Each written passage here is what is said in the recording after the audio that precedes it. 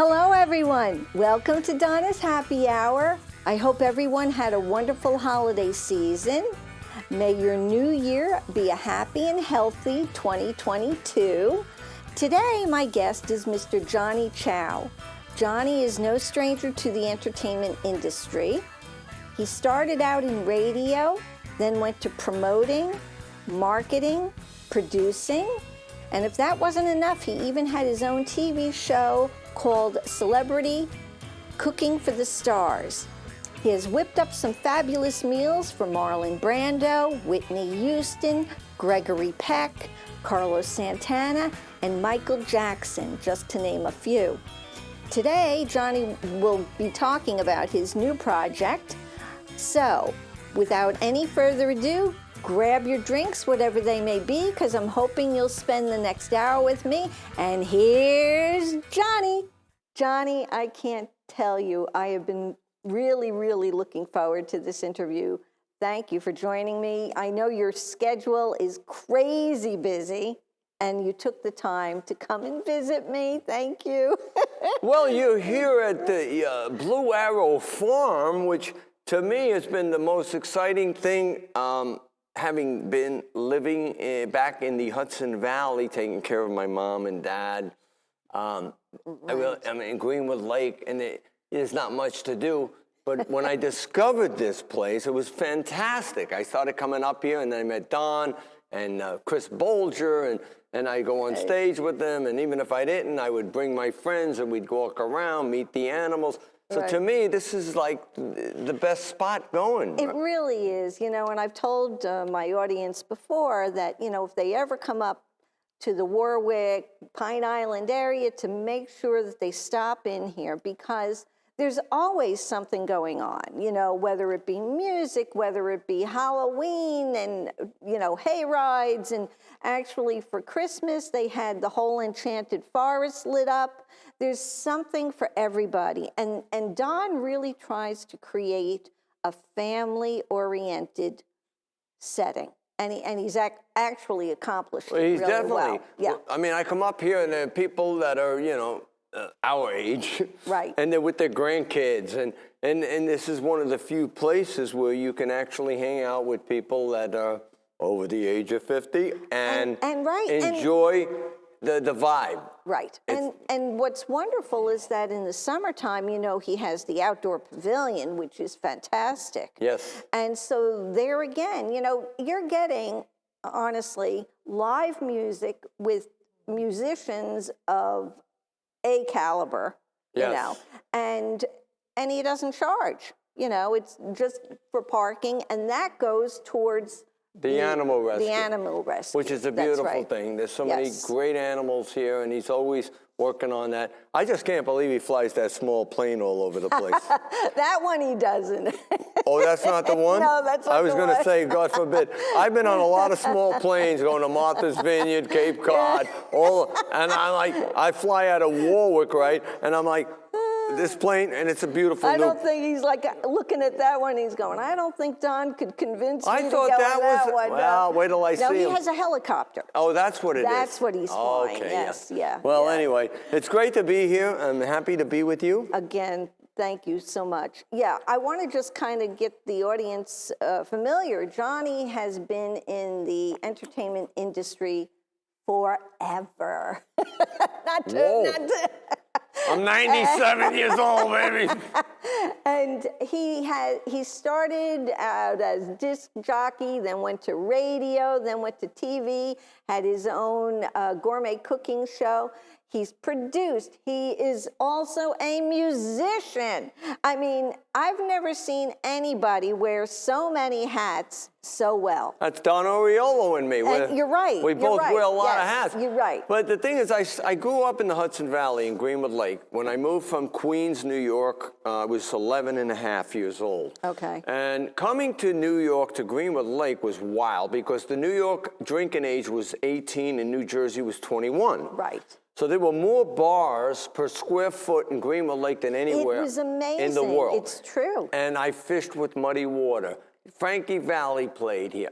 Every musician, it was unbelievable. There were more bars And I'm only like 12 years old, and I'm running around going, wow, this is wild. Well, that's it, because the Catskills at that time, this was the area to be in, Right. you know? But the Upper Catskill region, Monticello and all, they had, Shucky Green, and they had a lot of those classic comedians and artists. But Greenville Lake was rocking and rolling.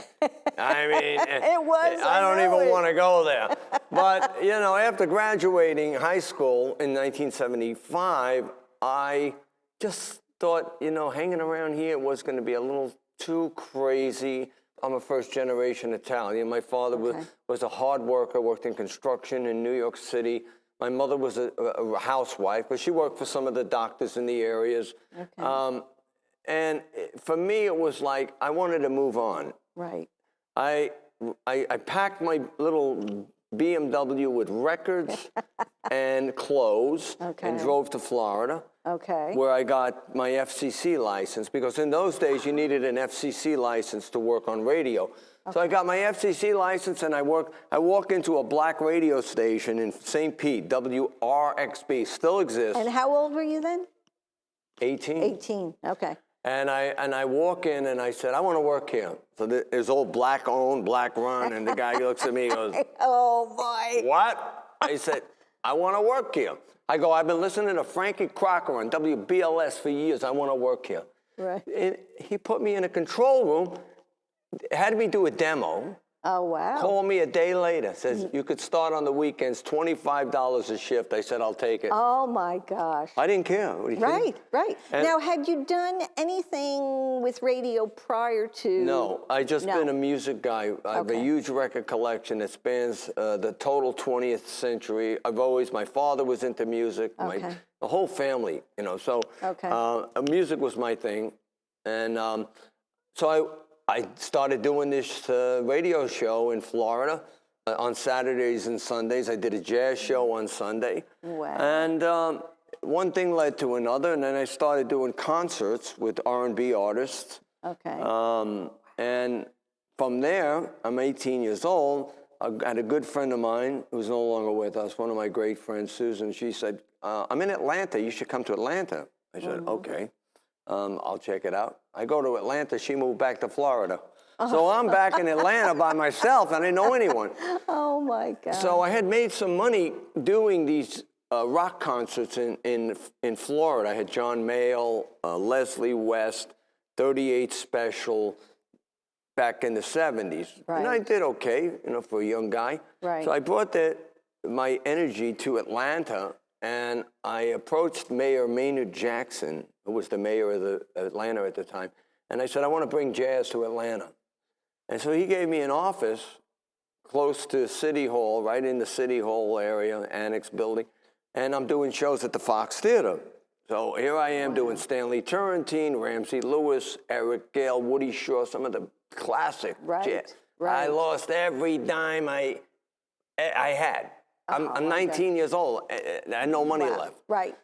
So what I did during that time is I brought those same jazz artists to the Atlanta Federal Penitentiary. This is one of my famous accolades, by the way. Oh, wow. Interesting. And I had them play at the penitentiary, but I also brought women who stripped down to bikinis. So they loved me. Oh, I bet they did. They loved me. Oh, my God. I had postcards, Christmas cards coming from the inmates. Oh, my God. And I finally got his plaque. It was written up in the Atlanta Journal-Constitution as Honorary Convict of the Year. That's me. That's my fame to claim. Oh, my God.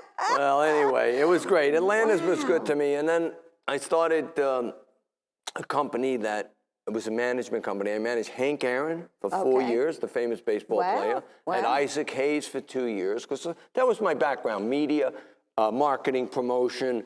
I knew what to do in management. Right. I brought Hank to do Happy Days. And that was my first trip to L.A., meeting Ronnie Howard, Henry Winkler. Oh, my God. And I had Hank Aaron on Happy Days. Oh, I said, this is cool. I love this. Yeah.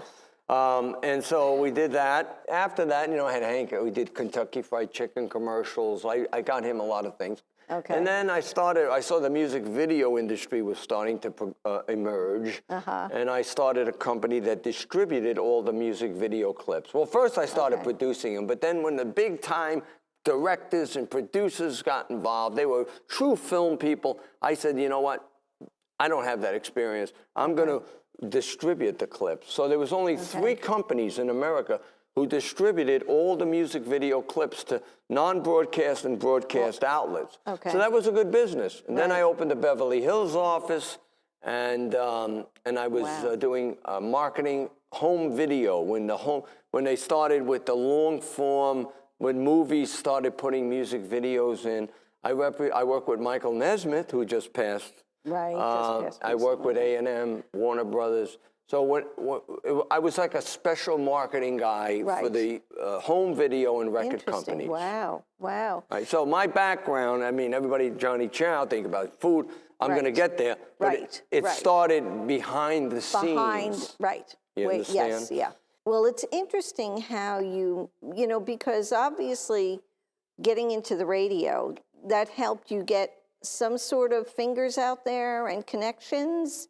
But to jump from that to then producing and being able to market stars for commercials and things like that, that's quite a jump. Yeah, I always wanted to do what I wanted to do, you know, and maybe perhaps looking back now, I go, you could have stayed in this part of the business and been super successful, or you could have stayed in that part. But I always got bored. I wanted to move on. Right. You know, and I moved on from radio to concert promotions, to management, to marketing for the home video and record companies. And then I opened the Beverly Hills office, and we drove from Atlanta to Los Angeles, not knowing what we were doing when we got there. Right. And at that time, I had, you know, I've always been into crazy cars. And what year was that? When was that? 1984, 85, somewhere in that neighborhood. Right. And we drove out, right? And we're driving, and we get to Amarillo, driving, we were seeing mirages, right? You ever drive through Texas? It's like, whoa, is that a lake? or am I flashing back? Wow. Yeah. And any sandstorms that you hit? Oh, I don't know. All I smelled was cow dunk. I mean, you know, you drive through Texas and there's cows forever. So we wind up like it's twilight, right? And I go, we got to stop. We got to stop. So we're in Amarillo. All of a sudden, we see a big sign that said, the Big Texan Steakhouse. Oh, my God. I said, oh, God, we got to go there. Let's go get a steak. Right. And then we can get a motel room, right? Right. So we go over there, and we get into the Big Texan, and we order steaks. And it's like a piece of leather. I'm cutting. Really? I'm like, in Texas? I said, what'd they do? Kill this cow 2 hours ago? That's supposed to be like the best place. Well, here's the fun part of the story. So, you know, I'm a gourmet. I grew up in a family of food. Right, You know, Italian. And way before Johnny Ciao was born, we always were into good food. Okay. So we got there, and the steak's tough as nails, and I said to the waiter, I said, you know, the steak is not right. So he goes, he gets the owner, Bobby Lee, who actually was involved with Oprah Winfrey when they did this whole thing about cows and whatever. It was a big thing. If you look him up, I don't know. Anyway, he comes to the table and he goes, what's the problem? I said, I don't know, Bobby, this steak is like, you know, a piece of leather. Next thing I know, he goes and gets us more steaks.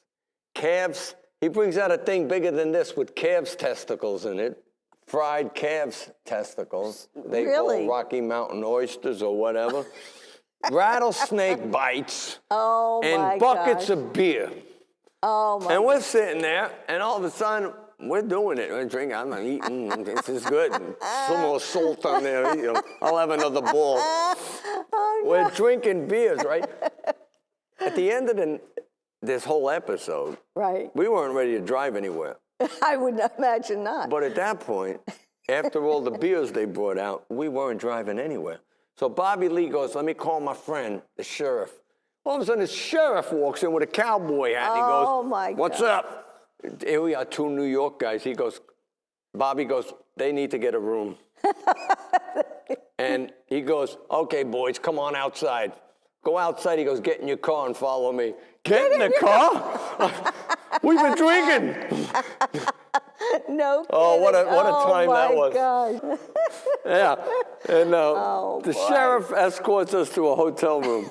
Meanwhile, I could have crashed into the sheriff's car. Yeah, really. Oh, Lord. that. Those were good times. So anyway, when I got to L.A., I settled out there, and I started doing work with, like I said, Michael Nesmith's company, Pacific Arts, and different home video companies. But I started getting tired of it. I had the Beverly Hills office, the Hollywood Hills house, and it was like, you know, money just going, it's like put a vacuum cleaner in my pocket. Right, gone.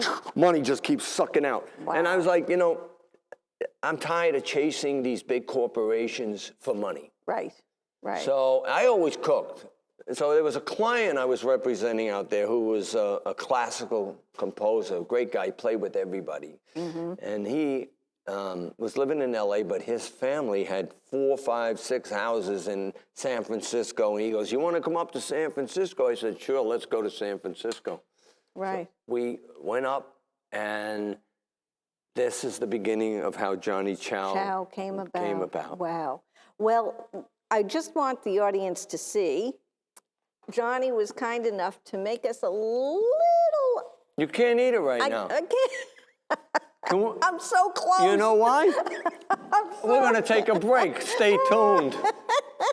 I've been doing all these different dishes for people over the years, and I have a show I'm doing today with Donna, and it's like Donna's happy hour, and you know it's early, but I'm ready anytime for happy hour. So I went, you know, before we start the show, I want to tell you, I went and got a few things. This is a simple salad that I created for the rock stars backstage who wanted to eat something quick with their hands without using forks. And you see I have my COVID gloves on. I should put the mask on, but there's nobody right near me. So we start this off with Belgian endive. And it's funny, I went to the supermarket and the woman who was putting produce out had no idea what endive was. They call it endive. It's endive. It's a French, you know, in French anyway. It's a wonderful little gadget, vegetable, salad. So you cut the end off and you just place these leaves out on a plate, right? This is what I do. And I place the leaves out like this on a plate. And I create a fruit mixture. Now you can use any fruit you'd like. Strawberries, blueberries, bananas, everything. And I add a little apricot juice. So I create this mixture of fruit, right? And then what I do is, and this is for a lot of the backstage food, where people just want a, you know, quick little bite before they go on stage, because a lot of artists don't like to eat big meals before they go on stage. And then what I do is I take and I'll put this mixture into the endive. Oh, two, ba, beat back, boo. What we have is blueberries, bananas, and apricots. And we just place it right into these endive leaves. Beautiful. This is a wonderful dish. This is a great appetizer, a wonderful holiday dish you can serve to your guests, right? Now, here's the thing I've been faced with over the years. I don't eat cheese. I don't eat nuts. Well, you're driving me nuts, because this dish is the best with gorgonzola or blue cheese, which I sprinkle right on top of the fruit mixture. Just sprinkle it, man. Let me hear the sprinkle. That's good. Little sprinkle on top. So you have the Belgian endive with a fruit mixture of any fruit you want. Strawberries, blueberries, anything. And you mix a little orange juice maybe, or cranberry juice, and banana. You want it to kind of be thick when you put it in here. You don't want it to be runny, right? I want to hear some thick sounds, man. There you go. So we put the gorgonzola in. Then I used to use these wasabi macadamia nuts that I got in Maui, but I can't get them here in New York, so I'm going to have to do the best I can with macadamias. Delicious macadamia nuts go right on top of this delicious, hand salad. And this was actually Michael Jackson's favorite because Michael Jackson, he never ate with forks and knives. When I was living with Michael at Neverland, I would set the table, and the next thing I know, the maids would come back and go, "The table is all different." What happened? Michael would fool around. He liked to kid around. So he would take all the knives and forks and move it all over the place. I would have to get crazy with Michael Jackson, but we had a good relationship. So anyway, this is salad I'm gonna feed my, the host of this show today I'm doing. First time is Donna.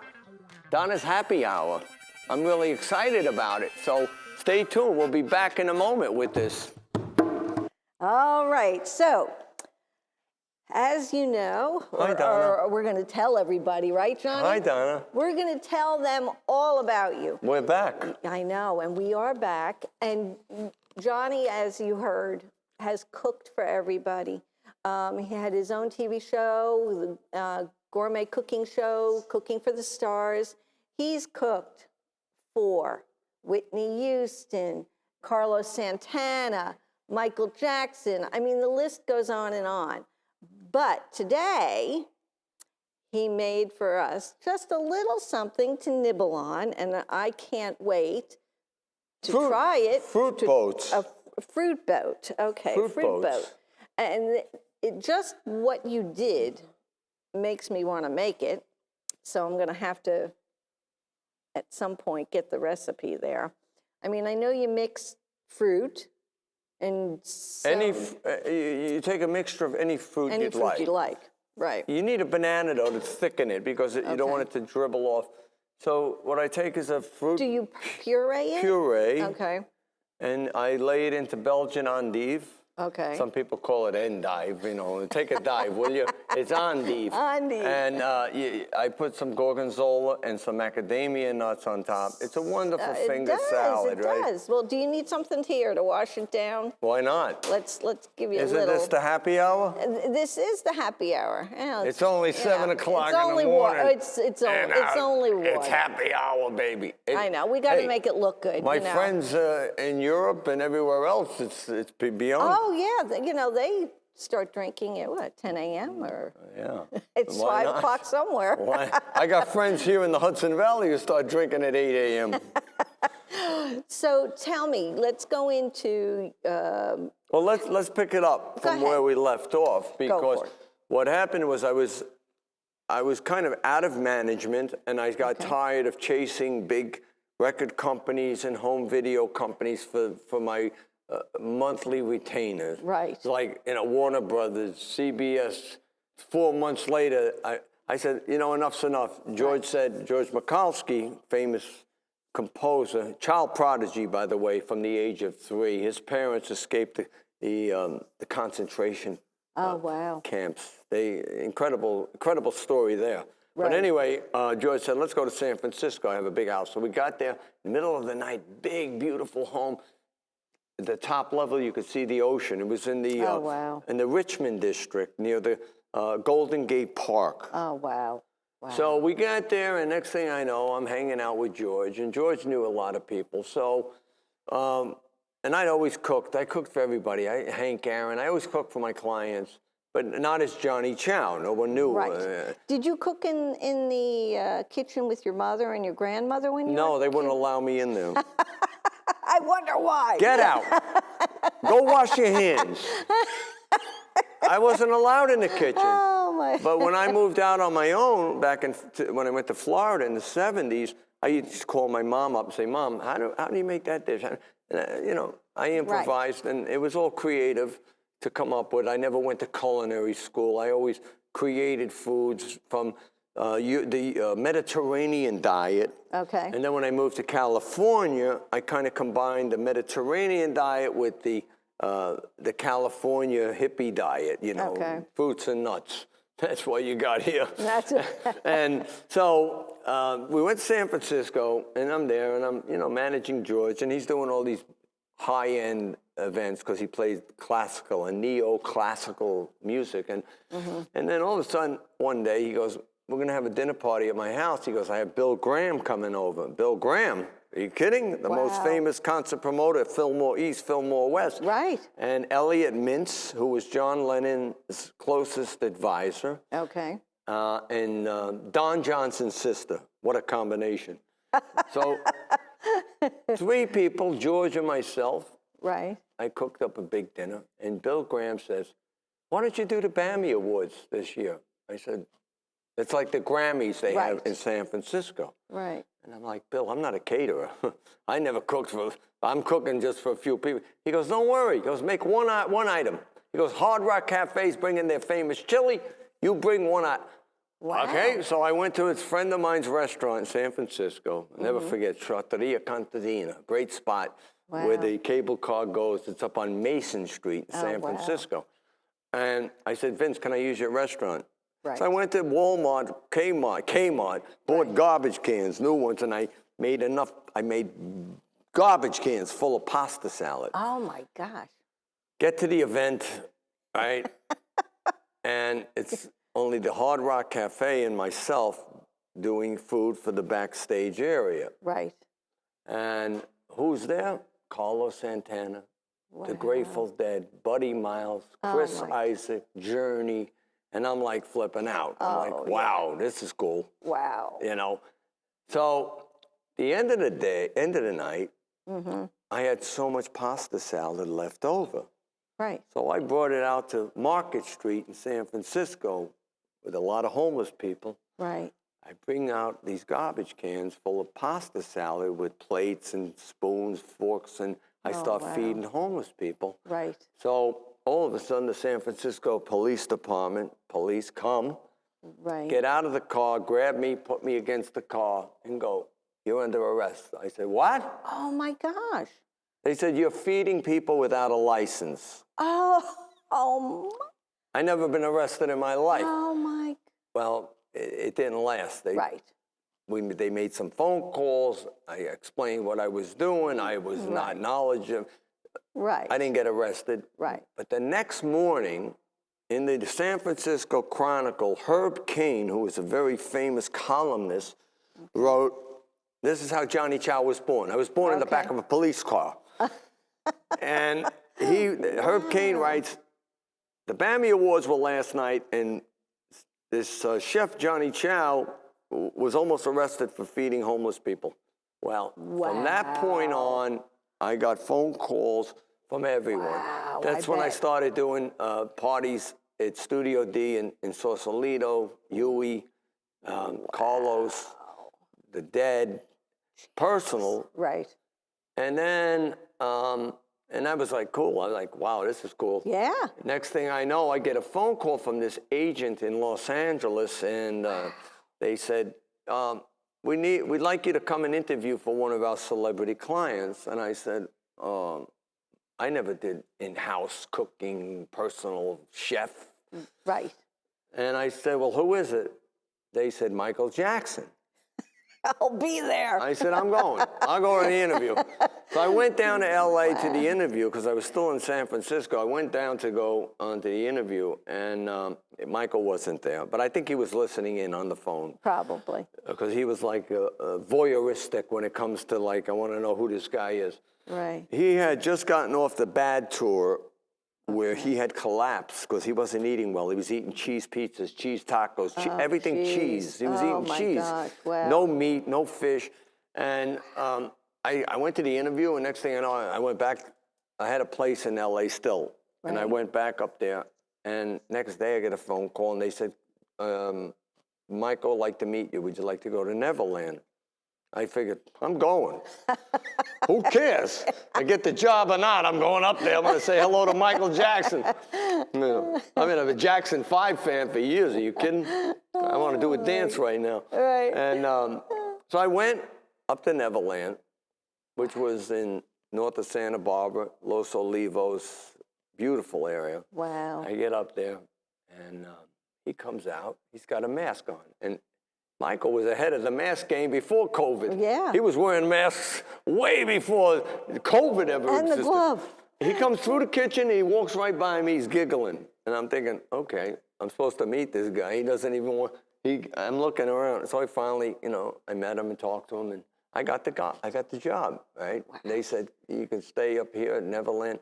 And I had my own, I was in the same house in Neverland, but Michael was on one side, and I had my own apartment on the other side. I hung out there for close to a year.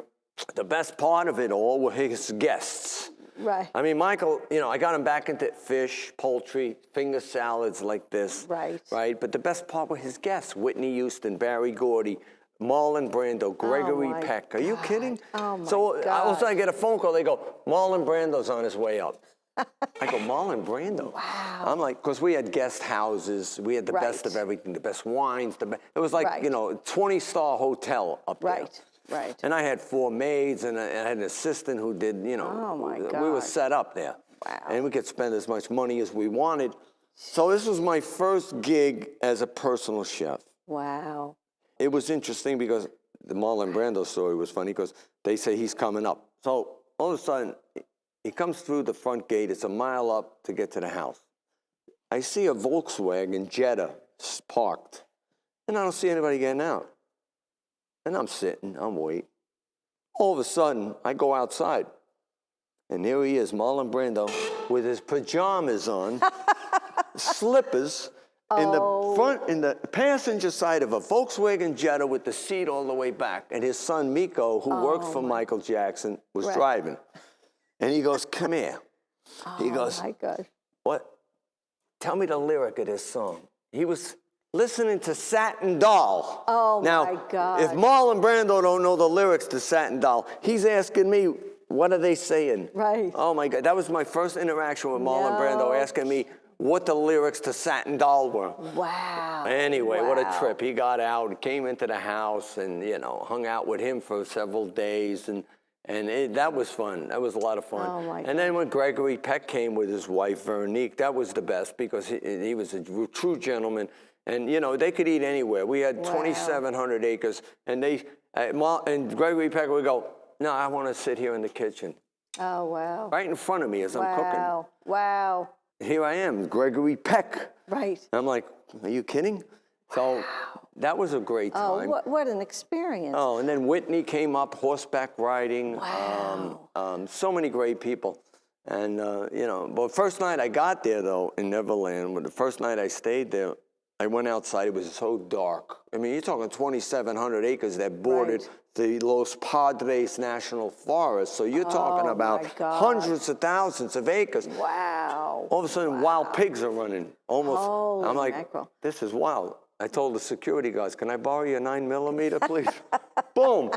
Oh, Michael didn't want us to kill anything. No. But anyway, that was a great experience. I could go on forever about my time there, which wasn't that lengthy, but it was an incredible experience. So after that, I went back to LA, and as you can well tell with the media, everybody wanted me on their shows. I did all those hard copies and talk shows, Rick Dees, Mary Lou Henner, Regis, George Hamilton. I did every major talk show that was out there for years. And I could still do them now, but it's almost like senseless unless there's something to talk about. Right. We're talking now, but I don't want to repeat these stories on Ellen. Ellen wanted me, but now her show's canceled. Right. I'm waiting now for this new show that I'm doing to come out, and then, then I can go back on. But quite frankly, I am kind of skeptical these days when you see what's going on. We didn't have Google. We didn't have cell phones. Right. We didn't have Google. We didn't have TikTok. We didn't have Instagram. Right. Today, if I'm doing a party for Don Oriolo, and there's all kinds of crazy crap going on, it's going to be all over all over. Yes. I don't care for that kind of publicity. The whole concept now is, everything in Twitter and, like you said, Instagram, and you got this and you got that. And unfortunately, it's like there's eyes everywhere. Eyes everywhere. And it's exaggerating. And it's exaggerating. They exaggerate everything. Yes. Oh, Johnny, well, I remember I got to talk to a friend of yours from 1971 who said you were out on a boat in Greenville Lake doing this. It's like, yeah, okay, so what? What do you want me to tell you? So, you know, to me, the whole business has gotten to a point where a fame and notoriety means nothing to me anymore. Right. It's a matter of, like Don does here, goodwill, Right. a conscience about the environment, being conscious about, you know, things in the world that mean something, Right. instead of just, you know, who cares? I was famous the day I was born. Who cares? I don't care, you know. But anyway, so I did all those talk shows, and there's plenty of stuff out there over the years. And then I started doing, what I did was I went to the Olympics in Atlanta in '96, and I did a restaurant in Atlanta, which was very successful. And I wound up helping a friend of mine who got cancer, and I raised her 4 kids while she went through cancer. Oh, wow. 7, 9, 11, and 13. Oh, my I had God. 4 kids I raised Wow. and helped raise while she went through sarcoma. And so I did a lot of that. Then I started doing benefit. Well, I went to Spain. I opened a restaurant with a friend from Paris, and we opened a place in the Costa Brava. And it was fun. It was a good time for a year, or whatever, a little less than a year. And then when I came back, 9/11 happened. Oh. So that whole decade That was a whole, that was very right. ambiguous. I didn't know what was going on. It was very eye-opening. Yeah. Because so many people walked out the door that morning, going to work, thinking it's going to be just like any other day, and it wasn't. I know. And that whole decade, all I did was benefits for cancer groups, for Make-A-Wish Foundation, many. I mean, I've done many benefits throughout that whole decade, and then I guess it was 2010 or whatever. I went back to LA for a minute, and then came back. My dad, in 2015 passed from COPD, and I've been with my mom since then, taking care of her, and she just passed this year at 93. So I've been homebound, taking care of mom and dad, and I don't regret it a minute. No. And I think anybody, especially when you come from an Italian family, the bond is very strong. But any family, really, and I think we've all gone through that, where you take care of your loved ones. I know I did it with my mother, the same thing. She went through cancer. My father died way before he should have, and actually he died out in California. We were going to a wedding, a Jimmy Lancaster, who was Burt Lancaster's son. We were out at his wedding when my father passed.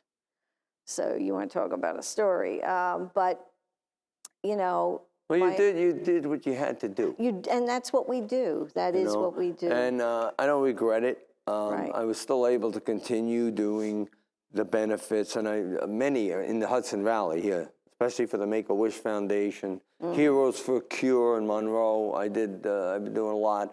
Right. It got to a point now where I'm now trying to rearrange my life, right? And I have a lot of opportunities. I have this new show that I've developed that looks good.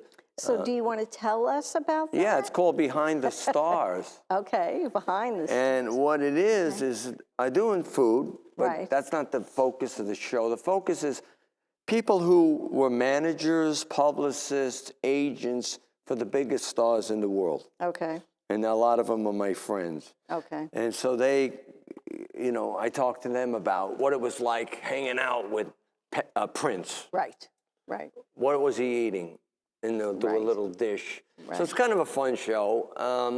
We'll see. It's already been accepted on 2 networks. Okay. It's a question of getting it done now. Right. Because I haven't had that ambition after taking care of my mom now for 7 straight years. I have to get back in that groove, right? This is the first interview I've done in quite a while, because I've kind of kind of put it all aside. Well, yeah, it's a whole nother mind frame when you're going through that, and depression, and just, once you start to climb back up, you're ready to enter the real world again. Yeah, That's yeah. really the way I look at it. I'm trying to do that. Let's do that by having a toast. Okay. Yes. Let's have a toast. To the new year and Right? new ventures, and thank you again. It's for beautiful. joining me. You're going to try some of those fruit You bet boats. I am. I'm gonna. Is this water? This is water. We have to drink water because we're It's being water. recorded live. Yeah. These are fruit wonderful boats. water. These are delicious. I can't wait. You got to try some of these. All right, I'm going to do it. Okay. We'll have a toast. Yeah. A Look at fruit that. boat toast.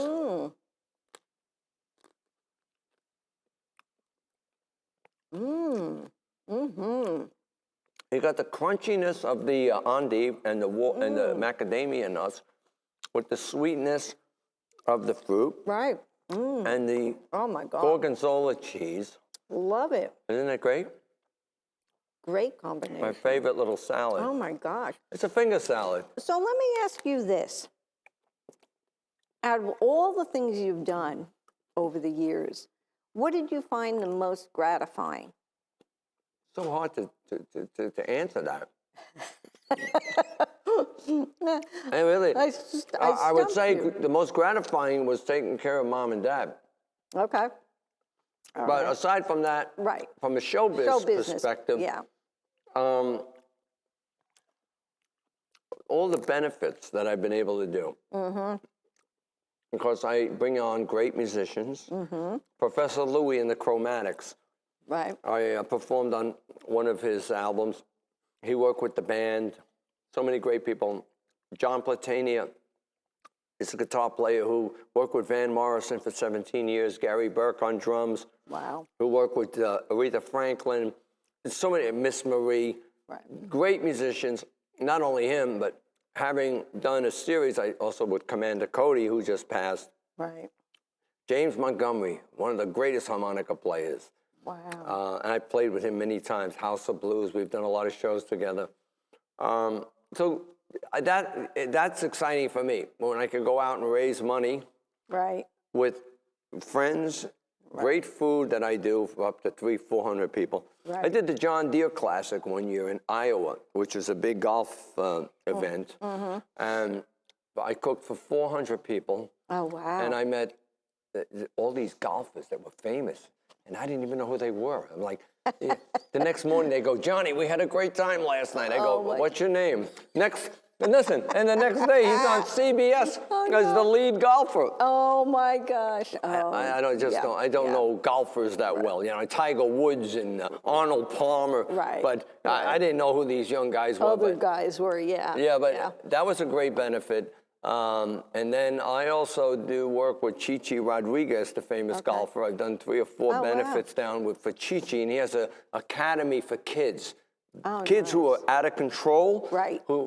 Who he teaches how to play golf. Oh, neat. I mean, these are the kind of kids that would hit you over the head with a golf club. Right. And Chichi Rodriguez, I've done a bunch of benefits for him. And so those are rewarding times, you know. Right. I find the most enjoyable part of what I do is getting to meet and talk with people like you, and also getting to do the nonprofits, helping them out in any way that I can. And as we, I don't want to say get older, but maybe as we become more conscious. Right, exactly. That's the perfect word. You find it's so satisfying. It really is satisfying. It is. To be able to help, especially, you know, whether it be animals or children or even, you know, adults that, I mean, look at those poor people in Kentucky, you know, in the blink of an eye, everything that they worked for so hard for is gone. One of my good friends who grew up in Greenville Lake, whose father had the TGs, which was a... I remember that. TGs was hot. Yes, yes. Muddy water, everybody. Yes. And Tommy called me. He says, I'm on my way to Mayfield, Kentucky, because he's a church-going, very... he had his van. It's like a, cook. He has stoves in there, he drove all the way down there. He was there this whole weekend, feeding people for Christmas. People. Oh, how nice! And that's what he lives for. Right. And he gets off on it so much. It's like, and he has no money. He hardly has enough money to support himself. Right. Right.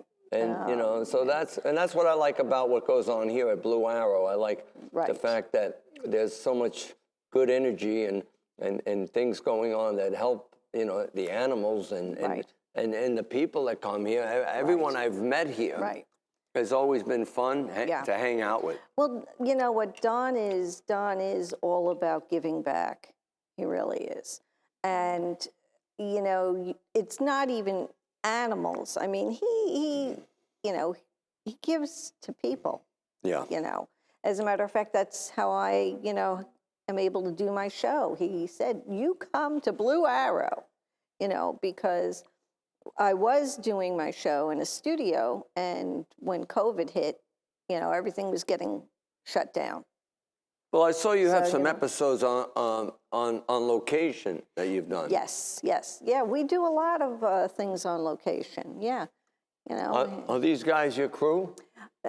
This gentleman is my crew, and he occasionally helps out. Hold on, let me close something at these guys. Bam, bam, bam. You guys are great, man. They're great, yeah. No, it's been great. Honestly, I don't know what I would do without him, so don't steal him from me. No, he's pretty good, I can tell. He is. He's very good at what he does. And so, this is our 4th season. Well, we can talk a little bit about, let's go. We didn't get into, while in Atlanta, we did Willie Nelson picnic. Oh, I hung out with Willie, no Waylon Jennings, oh my gosh, Linda Ronstadt, and Merle Haggard. Oh my gosh. I had the best time. Oh, wow. Speaking of helicopters, Don, you'll love this story. My first time, I had a high-rise condo in Atlanta, Colony Square, and there was a heliport on top. So I rented a helicopter. Right. And I flew to Willie Nelson's picnic, right? And I had VIP stuff because the attorneys I was with, I was actually friends with Willie's attorney. Okay. So I get on the roof. I almost walked into the rotor. I almost cut my head chopped off. Oh, my. Somebody had to grab me like this. I'd never been on a helicopter. What do I know? I'm from Brooklyn. Who the hell knows about helicopters? Right? Anyway, flew all the way down to the Atlanta Raceway. Right. I'm thinking, I'm a big shot. We got the camera crew. I got food. We're going down to Willie's picnic. There were more helicopters there than I knew what to do with. We had to land a mile away. Oh, my. Because everybody had a helicopter. Everybody had then we had to take, and in those days, we're talking about Ikegami cameras. Oh, yeah. The recorders. Oh, my. Right? You didn't talk about one little thing. Right. You're talking about heavy equipment. Oh, my God. And then we schlepped it a mile. Oh, my gosh. To the picnic. Then we get there, and Joel walks me in, and I walk into he goes, I want to introduce you to Willie. You walk into the trailer, is Willie, Linda Ronstadt, and Merle Haggard smoking a joint. Can I say that on this? And I walk into this trailer, smoke everywhere, and Joel introduced me. And I really wasn't Johnny Ciao then either. Right. I had always cooked, and Joel knew because I cooked for him and people. He goes, Willie, well, these guys are doing a piece for the Nashville Network, which is what I was doing. But he goes, Johnny's a killer cook. So Willie goes, well, we got some prawns here that Bobby Bear brought in from Louisiana, and we got beans, and they had the barbecue. Right. So I went backstage, and I made the traditional pasta fagioli, which is an Italian dish. Right. It's in this book, Concert Kitchen. Oh, wow. And I put the prawns in. So that's how I invented, and jalapenos. Oh, wow. And that's how I invented the Willie Nelson Texas stew. No kidding. But what a time I had there. Unbelievable. Wow. They should know. So in amongst everything else that he does, he's also written several books. But this was the first. Right? So that was the first. This is called Cooking with Country Stars, and I assembled it. There aren't any of my recipes in here, but I have Hank Williams Jr.'s Deer Cubes, Dolly Parton, Oak Ridge Boys, Tanya Tucker. Wow. You know, the old-time country stars. Right. And to me, they're not even the old-time ones, because the old-time ones go back to Patsy Cline I was going to say Hank Patsy Sr. Cline, right. But this book did real well, and we gave all the money, pretty much all the money, to the Country Music Foundation and to different charities. Oh, wow. And it's got biographies and photos of all the stars, and then their recipes. It's a beautiful book, and it sold over 1 million copies. Wow. And they also, Brenda Lee, and I did the video, I had Brenda Lee with me in outside of Nashville. Brenda, Mel Tillis, Ray Stevens, Charlie Daniels, one of my good friends, Charlie. I loved him, and he and his wife. So I, from this book, did the video. Okay. And I wound up having it distributed through a company in L.A. So this was my first real project with books. And that I wrote after living with Michael Jackson. Most of those recipes are under 5 to 10 minutes, under $5 to $10, and under 5 to 10 ingredients. And I've been selling spices, my breads. I had a great vegetable bread, which I had to discontinue because of many reasons. But the barbecue blues is wonderful. Killer, soulful Thai, and the wacky wasabi, funky wasabi, which I don't have with me because we just sold out during the holidays. But these are my 3 flavors. And I had other products selling in supermarkets, but I didn't have the muscle. And McCormick, which is a big company, not to down anybody, they blew me out of the supermarket shelves because I got on without having to pay slotting fees, is what they call it. And I used to get on in all the supermarkets, from Gelson's in L.A. to King's supermarkets in all the little gourmet stores in New York City. But I try always to do this stuff on my own without having to go raise money. But now these spices are doing well, and they're all manufactured out of New Jersey. Wonderful. You can check them out on chowspices.com, and you can also check me out at johnnyciao.com. And if you go to YouTube, you'll flip out because there's videos from all kinds of stuff I've been doing over the years. Now, I noticed you had some oils or something in your case there. Well, that's a whole other business that I got involved in 7 years ago, which I really haven't progressed with.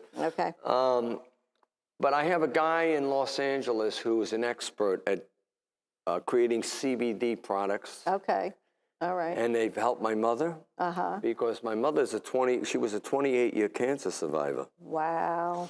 But when things started getting crazy, I would give her these crackers, which had some cannabis in them. And I got news for you. Even the doctor says, I can't believe they're helping her more than... My mother wasn't into pills. She only took 2 pills. Up to the 93 years old, only 2 pills. Most people, I got friends of mine in their 50s that are taking 6, 7 pills. Exactly. So we invented, and Johnny Chan in Los Angeles was really responsible for the my cannabis olive oil. Now, this is not available anywhere near here, so... any of you police officers want to come and get me, think again. California, and I could eventually sell them in New York. So, you know, I have different products that help people. This is not to get high. I try to... this is for pain management. Pain management, and it's only 100 milligrams here of...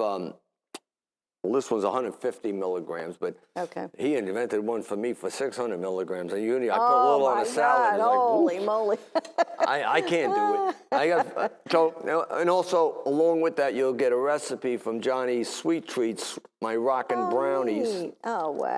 So you can actually make brownies with this. But I need to get to California to really launch this. I've laid back from it. Because you need to be in the mix with it. And New York just started with this. Right. And California's been, in Colorado and Oregon and Washington State are way ahead of the game. As an entrepreneur, how much, you know, you need to focus. Right, that's right, yeah. If you have your eggs in too many baskets, you know, you don't necessarily. Well, that's been one of my issues over the years as I look back, is that I always wanted to do the next thing. Right. I always, I'm a DJ. Okay, I'm a concert promoter. Then I went from this, I went from that. And all that experience was wonderful. Right. Because it's created who I am today. It's helped manufacture who I am. Exactly. But there comes a time when you should just stay focused on one or two projects, right? Right. So this is not a priority project. It could be and should be, and it probably, but it's a lot of work. So what would you say is your main priority right now? Is your new show coming up? Is that? Yeah, the new show, and I also am back into management. I represent a guy who escaped the killing fields in Cambodia. Oh, wow. Whose parents, I mean, it's a credible story. I just got his book edited. It's up on Amazon. It's called Given a Chance. Wow. And he's a politician in Massachusetts. Oh, no kidding. With a family, kids. Oh, interesting. Oh, wow. I mean, he used to carry explosives for the Khmer Rouge to get... So that's one of my projects now. We developed a Bible, which is a first episode screenplay with synopsis of the subsequent episodes. And I also developed a story on the famous ball player for the Boston Red Sox named Tony Conigliaro. If you're a baseball fan, you will remember that he was the guy who got hit in the eye with a ball. I guess they were playing the Yankees. Yeah, he got hit in the eye with a ball, went blind, came back to play baseball. Great story. It's kind of a family, unique story. Right. So I'm kind of back into doing what I originally started doing. Okay. Johnny Ciao stuff is in motion, but I get bored. Right. Right. Well, it's something that you did. You've been there, done it, and now you're moving on to another. Well, I'm going back. I'm going backwards. And I don't think you ever lose this, because you don't, because it's so much a part of you. You know? But in this business, it's like, you know, you move along. And, you know, for me, the Johnny Ciao thing is somebody I created. Right. I mean, it's still me, but it was a persona that I created to do food. After, you know, so it was brilliant. You know, it's brilliant, and it's still going. To be honest, yeah. But I still take on projects that I think are interesting and have potential, and we might have a shot at with this on Netflix and Amazon right now with the Hong Net story. It's great. It's called Given a Chance. You could check the book out on Amazon. It's a wonderful story. So, you know, I'm back to doing what I did, you know, a little of this, a little of that. That's all right, Johnny. You know, as I said, somebody that can wear any hat and wear it well. So I want to thank you again, because I think Clay's giving me the... Well, I think we've had oh, is it snowing? No.